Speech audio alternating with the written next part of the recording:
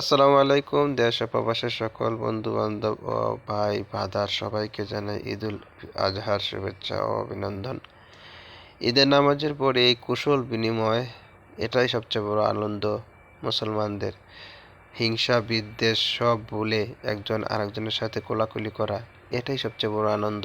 একজনের মনে আরেকজনের কিছুই থাকে না এই কোলাকুলি করার পর। এটাই আমাদের মুসলিমদের বড় বৈশিষ্ট্য।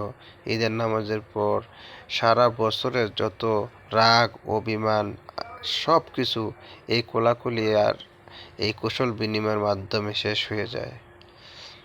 আল্লাহ পাক সবাইকে ঈদ আনন্দ উপভোগ করার তৌফিক দিক, এবং বাংলাদেশে হয়তো কালকে ঈদ, সবাই যেন সুন্দরভাবে ঈদ এবং কোরবানি পালন করতে পারে সেই কামনা করি। এবং দেশ ও প্রবাসের সকল ভাই বন্ধু সকলের জন্য দোয়া করি, আল্লাহ পাক যেন সবাইকে মাফ করে দেন।